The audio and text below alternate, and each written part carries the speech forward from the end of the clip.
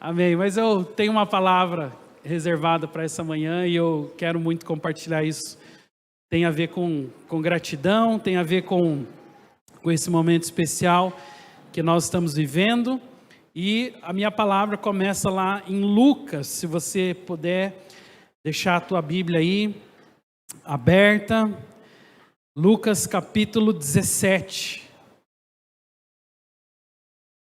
Lucas 17, uma história bem conhecida de todos nós. Eu quero, com certeza, falar um pouco mais sobre o tema gratidão.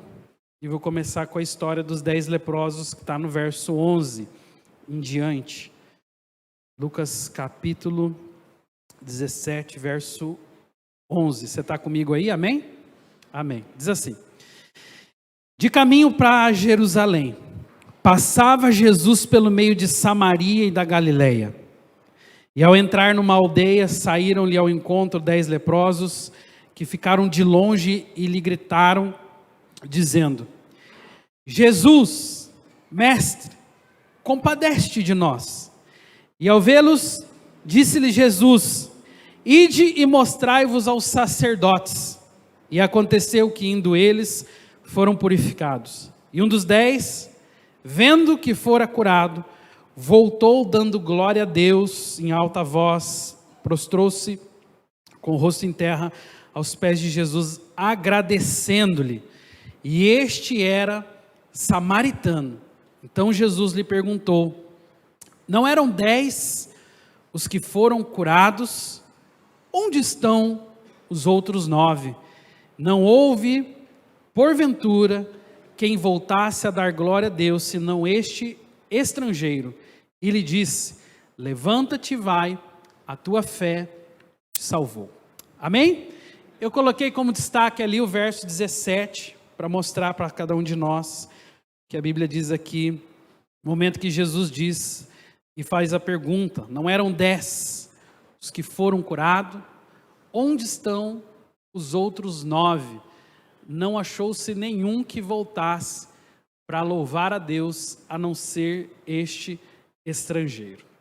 Muito bem, essa história ela fala sobre diversos aspectos da vida e da necessidade humana de se relacionar com Deus.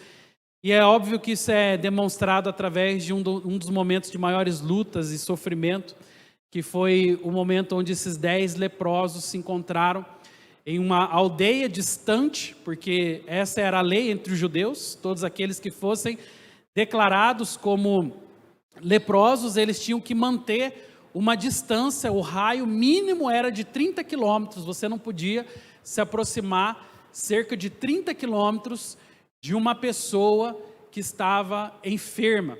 Então eles faziam essas aldeias retiradas mesmo, em lugares isolados, para que nem a própria família pudesse chegar a essas pessoas. E lá estavam 10 pessoas, sofrendo com uma das talvez piores doenças que nós vemos ser registradas na Bíblia, que é a lepra. Além de tudo, a lepra ela tinha uma conotação de maldição, porque assim foi lá no Antigo Testamento. Muitos daqueles que provocavam a ira do Senhor, eles eram amaldiçoados, e por estar em condição de maldição, eles desenvolviam as enfermidades, entre elas a lepra era uma das piores. Então, essas pessoas elas eram vistas como marginalizadas, porque afinal de contas elas não podiam se socializar, e muito menos voltar para a sua própria família, para os seus próprios rituais, porque a maioria deles judeus, né? Então eles tinham cumprimentos, rituais, e eles foram unidos nessa aldeia, distante da cidade, para se preservar e para não contaminar mais pessoas. Porém, entre eles tinham 10 pessoas, e a Bíblia fala que 9 eram judeus, e apenas um deles era samaritano. Bom, como nós conhecemos um pouco a história, os samaritanos eram conhecidos como era um subpovo, era um povo conhecido como pagão, porque afinal de contas eles não tinham ali uma aliança com Deus, e exatamente por esse motivo eles às vezes se separavam. Esses grupos, né, judeus e samaritanos, eram grupos que andavam separados, porque uns tinham ali a aliança de Deus, eles caminhavam debaixo de rituais, debaixo de toda a cultura dos judeus, enquanto o outro grupo, na verdade, não se importava. Então, eles acabaram naturalmente se separando, e em alguns casos até se tornaram rivais, judeus e samaritanos, tanto que até hoje existe a frase, né? Judeus e samaritanos não se dão. Mas, na hora da enfermidade, na hora da luta, não teve como, né? É como se você, talvez, torcedor de um time, e outra pessoa torcedora de um time rival, estão enfermos e vão para o hospital e ficam uma cama do lado do outro. Na enfermidade você não escolhe, você está ali, você se submete àquilo que é o momento. Então estavam os 10. Talvez, pensando aqui um pouco mais sobre o desafio do relacionamento, agora não importavam se eles eram judeus ou samaritanos ou qualquer outro povo. O que importava é que eles tinham uma dor em comum. E a sua dor era a enfermidade, era a doença, a lepra que os castigava de tal maneira. Fato é que eles ouvem falar que Jesus, um homem que estava curando, um homem que estava libertando, um homem que estava ressuscitando mortos, curando enfermos, estaria passando próximo, ou seja, ali na rua, próxima à aldeia que eles estavam acampados. Então, eles começam a se preparar para esse momento, e a Bíblia diz que quando Jesus passa próximo à aldeia, eles começam a gritar, e eles começam a chamar pelo Senhor. O Senhor tem misericórdia da vida deles, entra naquela aldeia, e ele começa um processo ali de restauração e cura. Gente, eu fico imaginando que esse momento deve ter sido simplesmente magnífico. Eu costumo pensar que a lepra, ela é uma doença além do físico. Ela é uma doença que atinge também a alma. Você imagina as emoções de uma pessoa ao ver o seu próprio corpo se decompondo. Porque esse era o nível dessa enfermidade, né? Algumas vezes eu já até falei, uma das características que marca a lepra é que partes do seu corpo vai caindo. Então, se a pessoa vai coçar a orelha, sai a orelha na mão, porque é horrível o que acontecia, e eles estavam vendo os seus próprios corpos se decompondo, e chega Jesus, numa situação dramática como essa. Esses homens estavam no fundo do poço emocional, físico, espiritual. Esses homens estavam no desespero, e nessa hora do desespero, como eu disse, não quero saber se você é judeu, se você é samaritano, se você cumpre esse ou aquele ritual, nós estamos na mesma condição, todos aqui precisamos de cura. Jesus entra na aldeia deles, e o que a palavra de Deus nos registra, a partir do verso 13, quando diz, ficaram de longe e gritaram, dizendo, Jesus, compadece-te de nós. E ao vê-los, disse-lhe Jesus, ide e mostrai-vos aos sacerdotes. Ou seja, a cura de Jesus, ela é instantânea. E aqueles homens com os seus corpos em decomposição, agora estavam vendo os seus corpos em plena restauração, com uma única palavra de Jesus, ide e mostrai-vos aos sacerdotes. Essa palavra era para significar que realmente eles estavam curados. Jesus não os mandaria para os sacerdotes se ele realmente não entendesse a cura, porque havia um ritual judeu até de retorno para a sociedade, onde eles tinham que realmente provar que eles estavam curados. E a Bíblia fala que imediatamente 9 deles saem correndo, mas um voltou para agradecer. Veja comigo o verso 14. Quando diz assim, ao vê-los, Jesus disse, ide mostrai-vos aos sacerdotes. E aconteceu que, indo eles, foram purificados. E um dos 10, vendo que fora curado, voltou, dando glória a Deus em alta voz. O verso 16 diz, e prostrou-se com o rosto em terra, aos pés de Jesus. E a palavra que eu quero destacar aqui é, agradecendo-lhe. Diga comigo assim, agradecendo-lhe. Muito bem. E essa foi a palavra que marcou o relacionamento daquele samaritano com Jesus. Ele foi o único que voltou para agradecer. Irmãos, eu temo muito quando leio esse trecho das Escrituras, porque o meu temor está no fato de que a igreja se tornou também um lugar de cura para muitas pessoas. E não é errado você vir à igreja buscar cura. Não é errado você vir à igreja e colocar diante do Senhor um momento financeiro de lutas. Não é errado você vir à igreja e clamar pelo seu casamento, clamar pela sua empresa, clamar pelas emoções ou pelo seu corpo físico. No entanto, o que a gente tem visto com uma certa frequência, e isso vai muito além das nossas, da nossa percepção local, o que a gente tem visto com uma certa frequência é a quantidade de pessoas que se aproxima de Jesus, que recebe uma cura de Jesus, que recebe uma bênção do Senhor, que depois de ter o casamento restaurado, depois de ter as finanças abençoadas, que depois de ver o agir de Deus, simplesmente viram as costas para o Senhor, e como se já tivesse conquistado aquilo que eles precisavam, partem para viver as suas vidas. Isso é parte do meu temor hoje, porque, na verdade, isso foi exatamente o que Jesus viveu. E é lógico que eu não quero aqui me arriscar com porcentagem, porque eu sei que é muito relativo isso e eu não tenho como medir.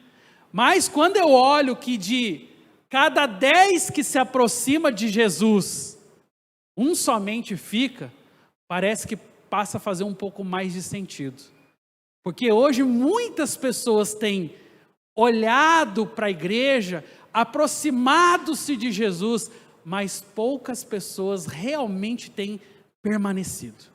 E quando eu falo sobre permanecer, eu estou falando sobre assumir a responsabilidade de que agora eu sou parte do corpo de Cristo, que agora eu sou parte da igreja do Senhor. E não podemos negar a realidade de que uma pessoa que recebe uma bênção e vira as costas para o Senhor é uma pessoa ingrata. Foi isso que os 9 judeus fizeram. Eles receberam a cura. Eles foram restaurados completamente. O sacerdote fez a análise, fez todo um processo ritual. Eu não vou entrar nos detalhes, mas só para vocês terem uma ideia, esse ritual ele demorava cerca de 40 dias. Eles tinham que matar um pombo, pegar o sangue daquele pombo, passar na orelha direita, passar no polegar direito, passar no dedão do pé direito. Esse era um processo ritual. Eles tomavam vários banhos, até que no final desses 40 dias, depois de uma análise bem minuciosa de todos os sacerdotes, eles eram declarados novamente puros para estarem na sociedade. Mas o que acontece é que quando eles foram declarados puros, quando eles estavam 100% restaurados, porque Jesus tocou o corpo físico deles, apenas um voltou. Apenas um foi aos pés de Jesus dizer: Senhor, muito obrigado. Irmãos, eu acho que isso é muito sério, porque a nossa natureza é uma natureza, e eu vou falar um pouco mais sobre isso daqui a pouco, é uma natureza que se inclina para ingratidão. É como se a gente se julgasse merecedor de tudo, de todas as coisas, é como se a gente não reconhecesse que nós vivemos com muitos privilégios. Entende? Eu acabei de lembrar uma história que nem estava pensando em contar ela, mas diz que um pai que estava ali ensinando disciplina para o seu filho, né? Todos os dias ele chegava em casa, às vezes ele queria lá um abraço, se comunicar com o filho, falar um oi, e aí ele começou a perceber que chegou aquela fase da adolescência, o filho foi ficando mais rebelde, introspectivo, já, né? Entrando numa nova fase, uma estação da sua vida, ele começou a trancar a porta do quarto. E às vezes o pai chegava lá e falava, batia na porta, falava: filho, abre a porta. E aí o filho abria. Mas chegou uma hora que o pai não conseguia mais acessar o filho. Todos os dias, Quando ele sabia que o pai estava chegando, ele já erguia o volume do som no máximo, porque ele não queria, e o pai às vezes ia lá, né, batia na porta com muito carinho, falava: filho, por favor, né, quero falar com você, abre a porta desse quarto. Um certo dia, o filho chega da escola, quando ele chega no seu quarto, que ele vai fechar a porta, cadê a porta? O pai tirou a porta do quarto. E o pai explicou para ele o seguinte: meu filho, porta é um privilégio. Como você não soube aproveitar o privilégio, a partir de hoje você não tem mais porta no seu quarto. Então, eu olho para essa história e eu vejo que às vezes são situações parecidas com essa. A gente não entende que as bênçãos que nos cercam são privilégio. A partir de hoje, agradeça pela porta do seu quarto, pela privacidade que você tem, é um privilégio. Mas devemos agradecer por tantas outras coisas que são privilégios, mas é tão comum, né? Você toma café todos os dias, você almoça todos os dias, você toma banho todos os dias, mas quantos de nós lembramos de, por exemplo, agradecer por um banho refrescante no verão? Né? Quantos agradecem, por exemplo, pela sua maravilhosa privada? Sim ou não, gente? A gente tem que sempre lembrar que hoje nós vivemos muito melhor do que um rei da Idade Média. Na Idade Média eles não tinham sequer privada. Eles tinham que conviver com situações sanitárias terríveis. Só que nós estamos tão acostumados, né? Nascemos e já tinha privada nas nossas casas.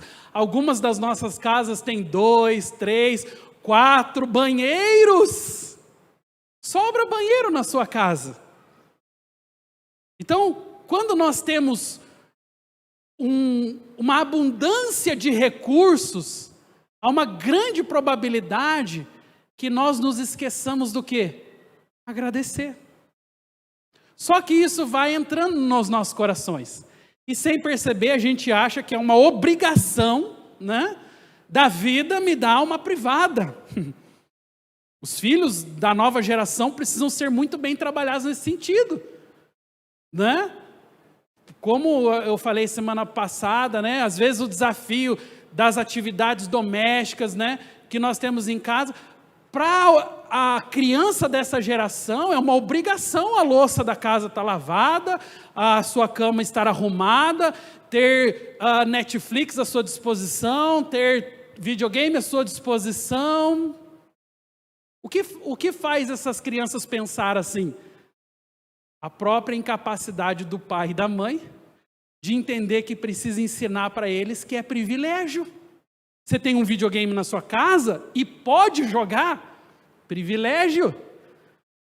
Você tem uma cama quentinha, gostosa, privilégio. Então, estamos tão acostumados com a abundância que nós esquecemos que há tantos privilégios. Gente, estou falando alguma besteira aqui? É assim ou não é? Então, os judeus agora estavam limpos, sarados. Vamos desfrutar da vida.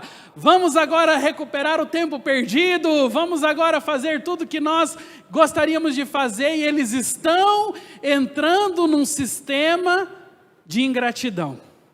Porque eles não conseguem reconhecer quem os salvou, quem os curou, quem liberou sobre eles tão grande bênção que é agora viver com os seus corpos restaurados. Quando eu leio o Antigo Testamento, principalmente agora, né? Eu terminei agora Ezequiel no meu devocional e entrei em Daniel e eu percebi desde ali de Jeremias, Ezequiel, Daniel, uma mesma característica. Deus sempre se irritava muito com reis que, na hora da tristeza, na hora da dificuldade, na hora das lutas, o buscavam de todo o coração. Mas na hora da bênção, na hora da abundância, se esquecia de Deus e simplesmente introjetava outros deuses no palácio. Leia o Antigo Testamento e você vai ver a sequência de tantos reis que abominam Aliás, que se tornam abomináveis aos olhos do Senhor, exatamente porque a arrogância cresce no seu coração. De alguma maneira, aqueles reis estão dizendo: olha, Deus só serve para a hora da dificuldade, porque a hora que eu estiver na bênção, a hora que eu prosperar, a hora que as coisas derem certo para mim, eu dou um pé na bunda de Deus e está tudo certo. E tem gente fazendo assim hoje. Tem gente que acha que Deus é só para luta. Apareceu enfermidade, Deus é importante. Estou com escassez financeira, fui mandado embora, agora preciso buscar a Deus e fazer 7 semanas para clamar por um novo emprego. Mas por que não fez isso por permanecer no emprego que você já tinha? Que a maioria de nós tem o DNA da ingratidão. Nós não sabemos reconhecer aquilo que Deus nos deu. E hoje é tão natural o recurso, a abundância é tão natural, é tão normal. Só que nós não percebemos. Nós não reconhecemos. E isso fere o coração do Pai. Porque a pergunta de Jesus: espera aí, não foram 10 purificados? Onde estão os outros 9? Eu creio que essa é a pergunta que Deus faz ainda hoje. Onde estão todos aqueles que foram curados? Pela graça de Deus, como vocês viram, esse ano nós recebemos mais de 100 pessoas. Mas, muito mais do que isso se aproximou da igreja. Talvez mais do que 200 pessoas se aproximaram da igreja ao longo desse ano. Aí seria a pergunta: onde estão os outros 100? Você está entendendo que há uma grande probabilidade de que pessoas não entendam a importância de retornar para agradecer. São ações tão básicas e singelas. Eu fui pesquisar um pouquinho sobre gratidão, achei um negócio bem legal na internet sobre uma pesquisa que foi feita sobre pessoas gratas, né? E aí eu anotei aqui, eu queria compartilhar com você, que eu achei isso muito interessante. A doutora Cristina Costa, da área de Neurociência e Psicologia da Universidade do Michigan, explicou como você pode ver gratidão em exames cerebrais. Ela afirma que a sensação de gratidão acende os neurotransmissores do sentir-se bem, da dopamina e da serotonina, diminuindo hormônios como o cortisol associado ao estresse. Olha que interessante isso, hein? A gratidão, ela tem a ver com sentir-se bem. Normalmente, pessoas gratas, elas têm um bem-estar na sua vida, pessoas que desenvolveram gratidão. Ela continua dizendo o seguinte: seus estudos mostram que contar bênçãos e agradecer foi um fator no gerenciamento do estresse pós-traumático para veteranos da Guerra do Vietnã. Uma estratégia eficaz de enfrentamento para muitos após os ataques terroristas do 11 de setembro. Os psicólogos usaram essa estratégia de relembrar. Ela fala, no estudo completo, ela fala que foram colocadas fotos, contadas histórias, para recuperar pessoas em processo pós-traumático, como esses casos da Guerra do Vietnã, do ataque terrorista do 11 de setembro. Tudo isso porque o sentimento de gratidão, ele tem um papel importante no processo do bem-estar, da felicidade. Ela continua que a gratidão também influencia diretamente na saúde física. A gratidão fortalece seu sistema imunológico. Normalmente, pessoas gratas sentem menos dor emocional e física, ao passo que pessoas ingratas tendem a conviver com muitas dores. Olha só isso, porque a ingratidão gera também dor emocional, ao passo que a gratidão libera as pessoas das dores, porque está tudo interligado. Gratidão torna a pessoa menos propensa ao uso de drogas e álcool, além de ser benéfica para pacientes que sofrem de insuficiência cardíaca. Pessoas gratas, olha só que interessante isso, dormem melhor, Um estudo feito com um grupo de pessoas do Reino Unido com distúrbios do sono constatou que um simples diário com exercício de gratidão os levou a dormirem melhor, mais cedo e por mais tempo, curando-se totalmente da insônia. Um simples diário, gente, de gratidão. Uma revisão daquilo que Deus me abençoou, das coisas que Deus me proporcionou, das bênçãos que estão à minha disposição. Como eu disse para vocês, é fácil esquecer, gente. É fácil se acostumar com os benefícios da vida. E quanto mais nós temos, já percebeu isso? A nossa geração, quanto mais tem, mais reclama, mais murmura, mais se estressa. E hoje nós estamos vivendo quadros terríveis de depressão, de estresse, de ansiedade, oriundas de processos como esses. De pessoas que estão vivendo a vida sem entender o tanto de recursos e benefícios que estão à sua disposição. E aí vem aquela pergunta ao nosso coração, né? De onde vem isso? Por que isso tudo acontece? Por que nós temos uma predisposição para a ingratidão? A origem, né? Porque o ser humano tem uma tendência muito mais inclinada para a ingratidão e o pessimismo do que para a gratidão e a esperança. E a resposta está no texto que eu vou ler para vocês agora, que é Romanos 8, que diz: os que vivem segundo a carne. Aliás, antes de ler, tem um trechinho ali em cima, né, que é a resposta. Esse é um problema da natureza humana. A natureza humana carnal, ela se inclina para tudo que é negativo, obscuro, ao passo que a nova vida no Espírito combate a semente da ingratidão e do pessimismo. Né? Agora sim o texto de Romanos, que diz: os que vivem segundo a carne têm a mente voltada para as vontades carnal. Os que vivem segundo a carne têm a mente voltada para as vontades da natureza carnal. Entretanto, os que vivem de acordo com o Espírito têm a mente orientada para satisfazer o que o Espírito deseja. Porque a mentalidade da carne é inimiga de Deus, pois não se submete à lei de Deus, nem consegue fazê-lo.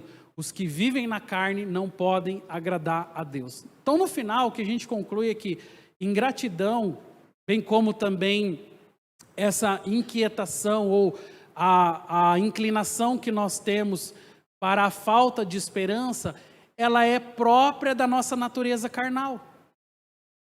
Quando nós não submetemos a nossa natureza ao Espírito, normalmente e naturalmente nós vamos se inclinar para a carne.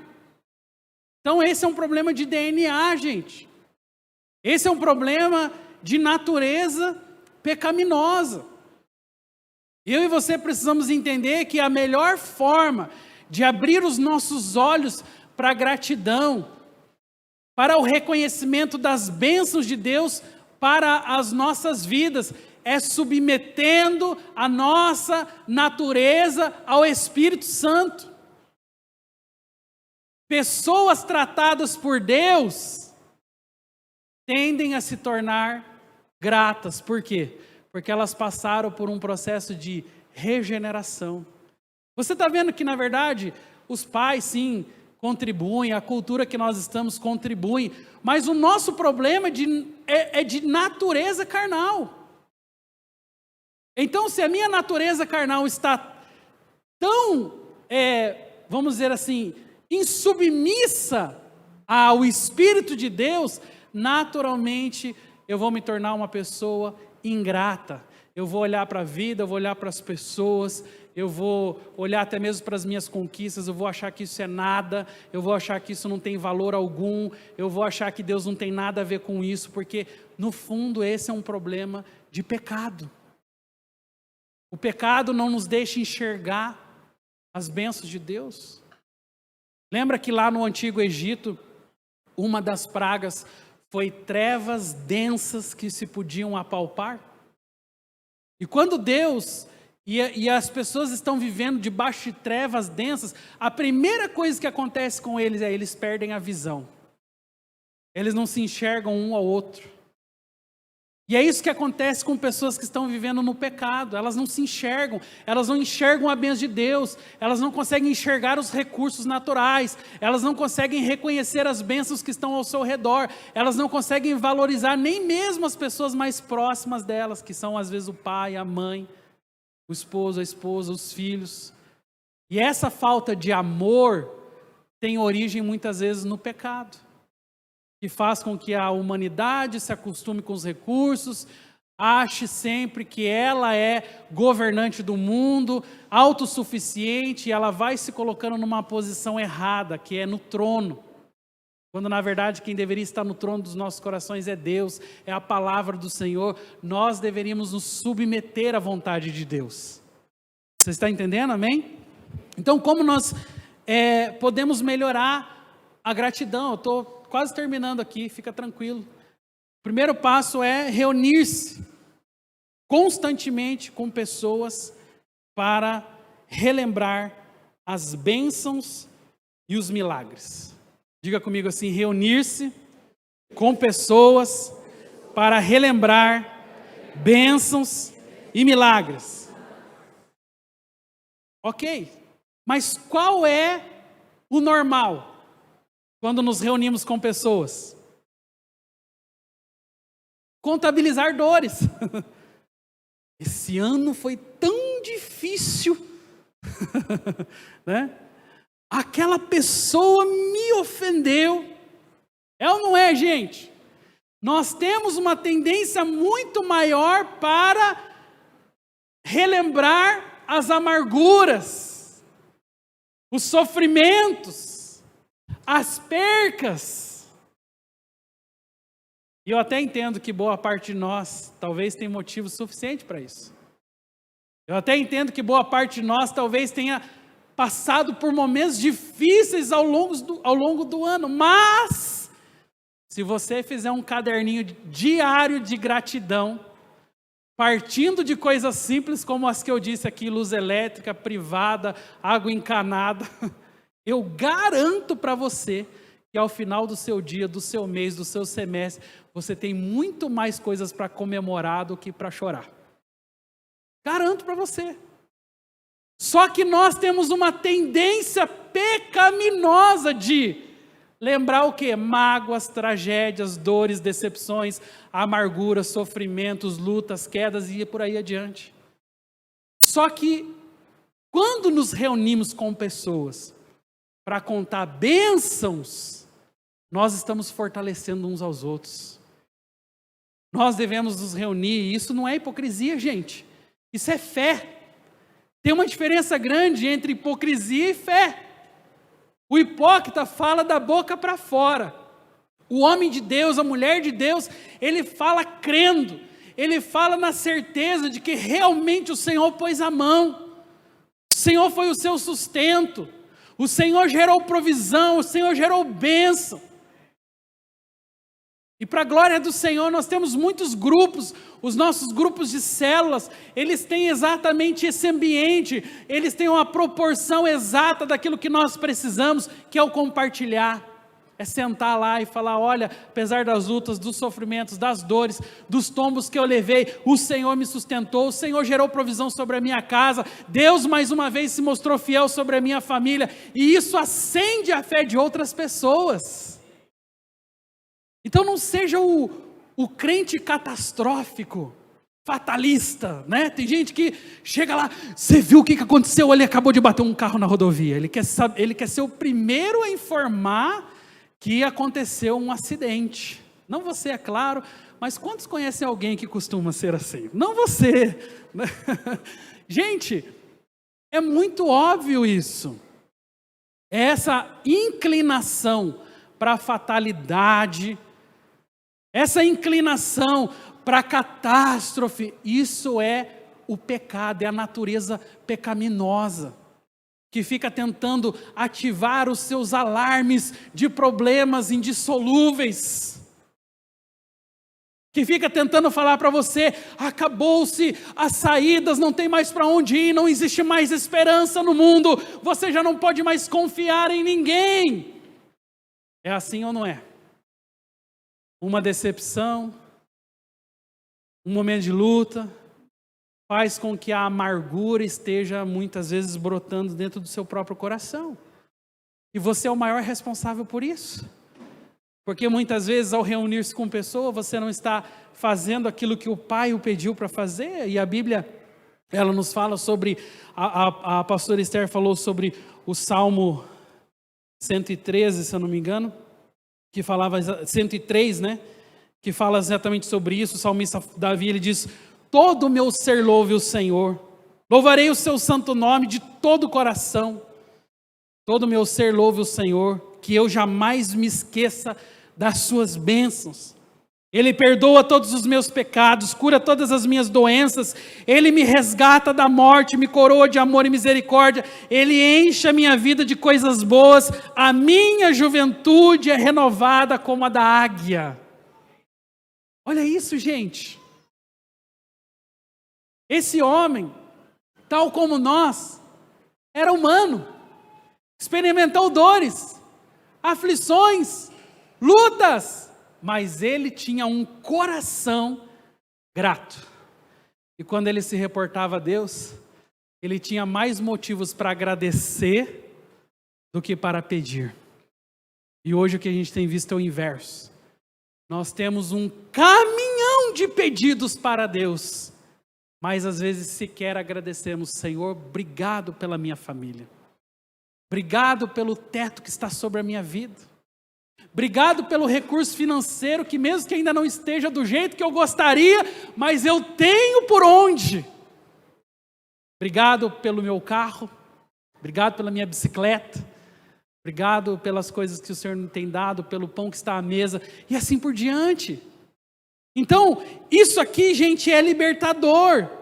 Tem um hino antigo, né, que fala sobre isso, né? Conta as bênçãos, dize-as quantas são. Tem um trechinho que eu até anotei aqui, que diz assim: conta as bênçãos, dize-as de uma vez e verás surpreso tudo quanto Deus já fez. Conta as bênçãos. Deus está falando para você: conta as bênçãos. Não conta suas lutas.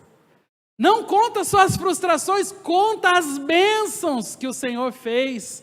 E esse, irmãos, é um segredo grande para entender a vontade de Deus, porque nós somos muito rápidos para esquecer os milagres e as bênçãos que Deus fez.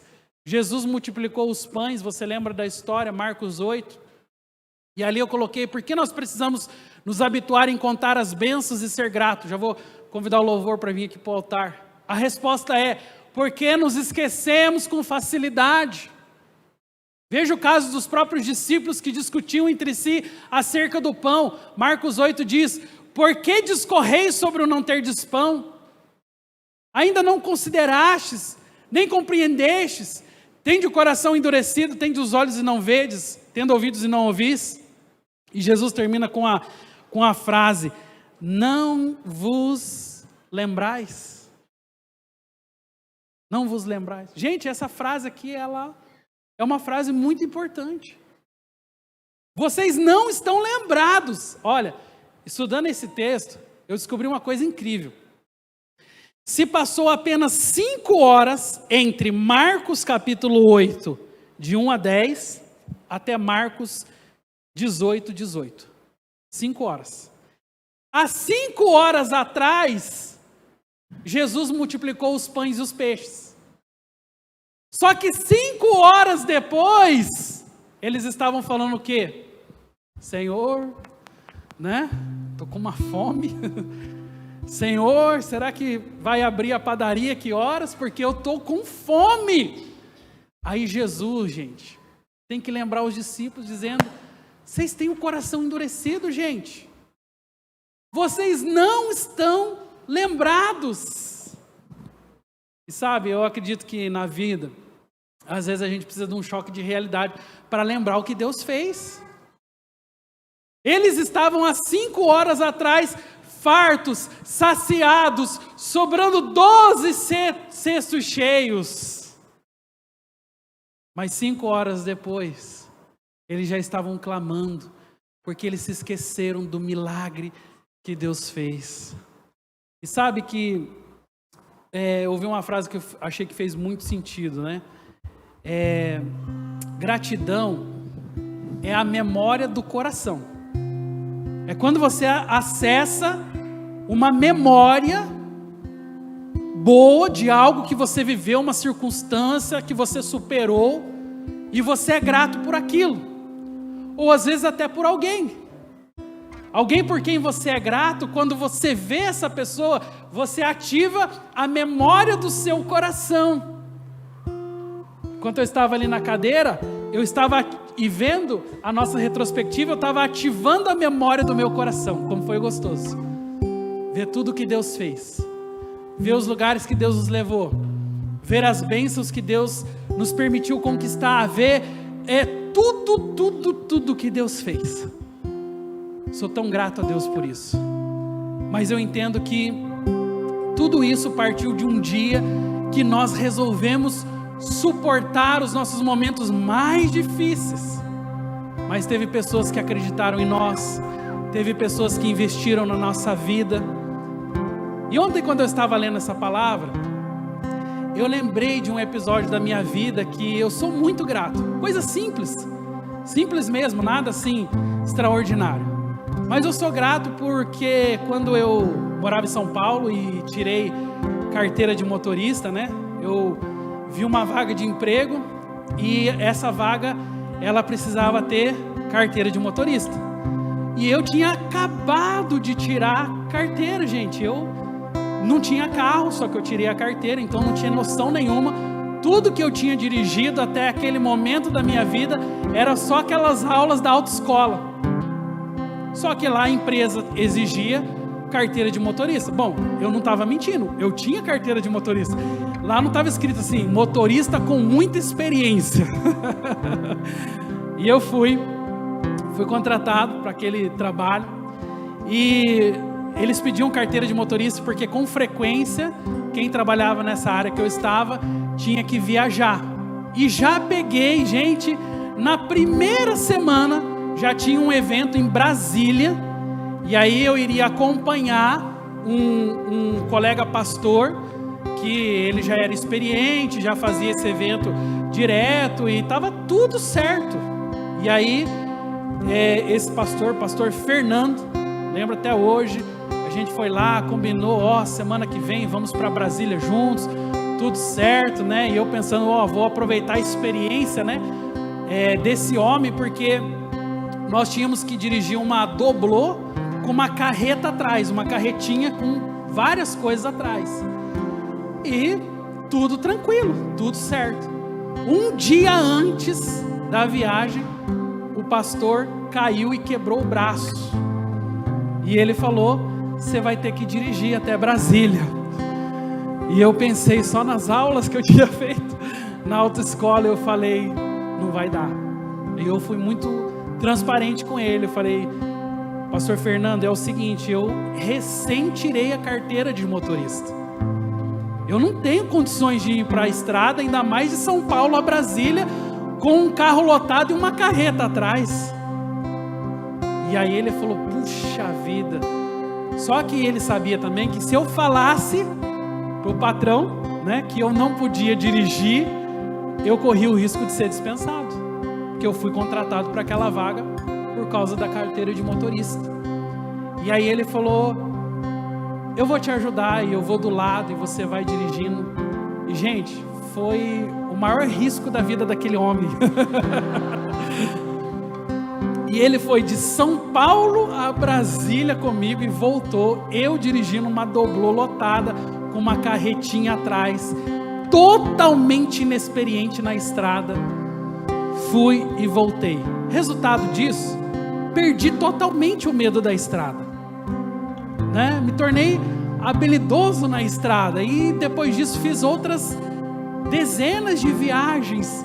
Mas ontem, quando eu estava pensando sobre essa mensagem, eu falei, quanta gratidão no meu coração por uma coisa que é supostamente simples, mas aquele homem acreditou em mim, aquele homem me deu uma oportunidade. Aquele pastor acreditou que mesmo que ele corresse risco de vida, ele ia me ensinar a dirigir, e Ele fez isso com muita destreza, com muita tranquilidade. Momentos que eu estava tenso ali na estrada, Ele me tranquilizava. Momentos que eu não sabia muito bem o que fazer, Ele falava: agora você faz isso desse jeito. E sabe, eu nunca depois disso agradeci a Ele. É uma coisa simples. Quem te ensinou a dirigir? Às vezes o seu pai, às vezes a sua mãe, às vezes um irmão, às vezes um cunhado, às vezes uma pessoa que foi lá, te ajudou, teve paciência, ficou ao seu lado. Quem te ajudou a cozinhar? Quem te ensinou a fazer o feijão gostoso que você faz? O arroz gostoso? Aquela receita da família? São coisas simples, mas tem pessoas envolvidas, sim ou não? Tem amor envolvido, tem paciência envolvida, tem dedicação envolvida, tem tempo envolvido. São coisas simples, gente, mas fazem tanta diferença quando você fala: obrigado, você me ajudou. O samaritano voltou para Jesus e disse: obrigado, Jesus, a minha vida foi restaurada por causa do Senhor, eu não quero nunca mais sair da tua presença. Jesus, na verdade, queria que ele voltasse para a aldeia, mas ele estava lá grato. Um voltou e os outros 10 ficaram onde eles estavam. Quero te convidar a ficar em pé, nós vamos orar, nós vamos entender a voz de Deus para esse dia, um dia de gratidão. Eu gosto muito do que Lamentações 3:21 diz: quero trazer à memória o que me pode dar esperança. O profeta Jeremias, no seu momento de maior angústia, de luta, de dificuldade, ele ativou um mecanismo, uma arma de guerra: lembrança. Quero trazer à memória o que me dá esperança. Eu coloquei essa frase para você ver: sua melhor ferramenta contra os ataques do diabo é uma boa memória. Não se esqueça de uma bênção sequer. Não se esqueça. Essa é uma arma contra as ações do inimigo na sua vida.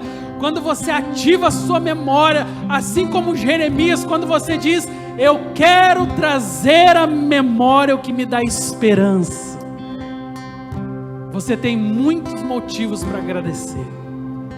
Talvez o inimigo da sua alma tenha tentado, agora no final do ano, colocar um sentimento de ingratidão no seu coração. Talvez o inimigo da sua alma, ao final do ano, tenha tentado desestimular, desanimar, jogar você para baixo e dizer que você não conquistou nada, que aquilo que você conquistou não vale nada. E hoje o Espírito Santo está dizendo: lembre-se, ative a sua memória espiritual, ative a memória do seu coração para ser grato e dizer como Jeremias: quero trazer à memória o que me dá esperança.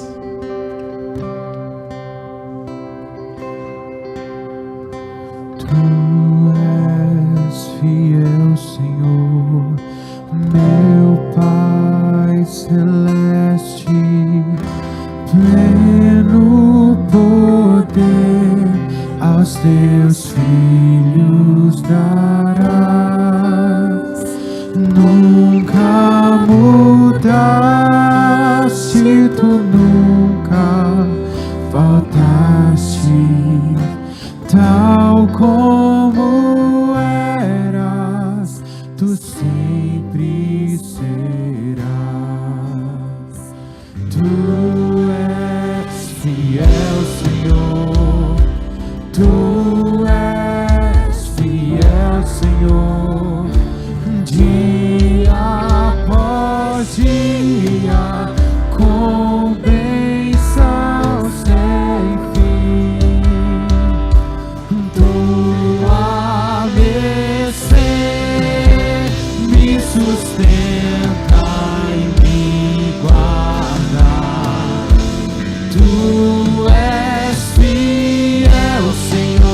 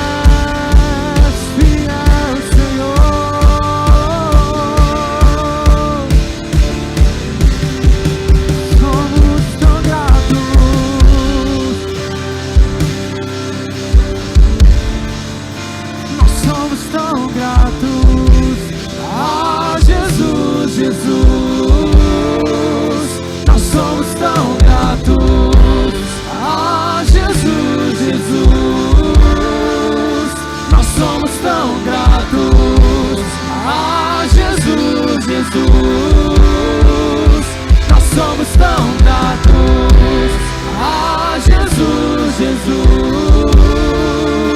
Nós somos tão gratos a Jesus, Jesus. Nós somos tão gratos a Jesus, Jesus. Nós somos tão gratos. Nós somos tão gratos. Nós somos tão gratos. Nós somos tão gratos. Nós somos tão gratos. Nós somos tão gratos. Nós somos tão gratos. Sinto de estimular o meu e o seu coração. Esse é um momento muito oportuno para isso. Normalmente, final de ano é um momento em que nós já naturalmente costumamos honrar e agradecer, mas eu queria convidar você a esforçar um pouco mais a tua memória, a olhar um pouco mais lá dentro do seu coração e ativar algumas memórias do coração. Eu sinto que esse é um tempo oportuno também para ir a pessoas, agradecer pessoas. E a minha oração essa manhã é que Deus ative a memória do nosso coração, para que ao longo dessa semana que entrará, você ter a oportunidade de ir até algumas pessoas e simplesmente agradecer, dizer o quanto essas pessoas são importantes na sua vida, o quanto elas talvez foram importantes em um momento de luta, de enfermidade, de escassez, de tribulação. Pessoas que oraram por você, pessoas que abençoaram você financeiramente, pessoas que abriram uma porta na hora que a porta estava fechada. Eu quero ativar a memória dos nossos corações essa manhã também, para nos lembrarmos dos recursos, dos privilégios. São tantos privilégios e recursos naturais que estão diariamente disponíveis à minha e à sua vida. Sabe, quando você sair desta igreja hoje, se você está de carro, de moto, de bicicleta ou até mesmo a pé, agradecer: Senhor, eu posso me mover, Senhor, eu posso chegar na minha casa, eu posso deitar no meu sofá, eu posso descansar, eu posso ver os recursos e as provisões.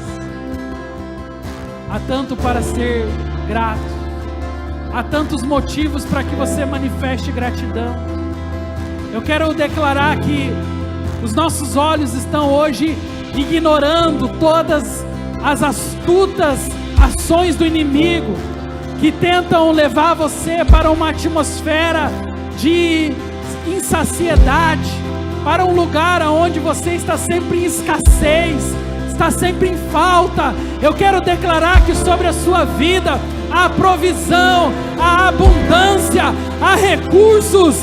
Deus já te deu o melhor, Deus já te deu as ferramentas, Deus já te deu o pão, Deus já te deu o ar que você respira, a energia para você trabalhar. Agradeça, reconheça, libere a sua gratidão essa manhã.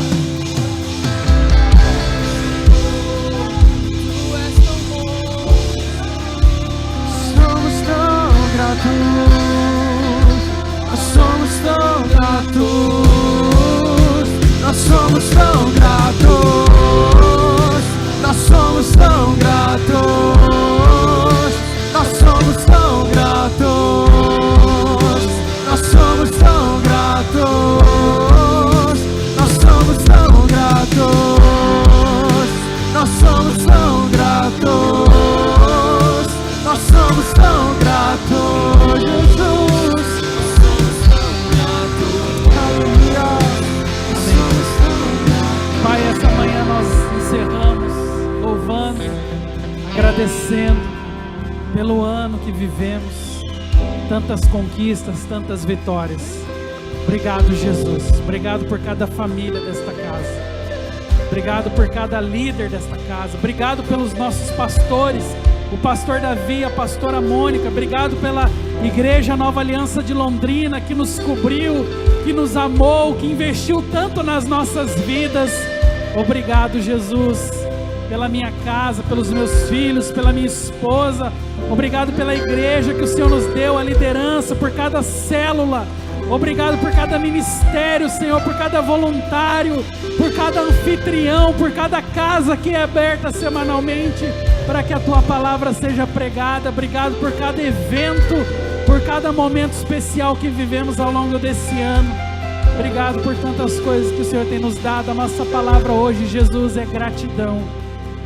Gratidão, Senhor. Gratidão por tudo que o Senhor fez e continuará fazendo. Nós cremos nisso, te adoramos, amém. Dê seu melhor aplauso ao Senhor. Seja grato a Ele, seja grato a Ele. Ele é o Senhor da sua vida, Ele é o Senhor da sua alma. Seja grato ao Senhor.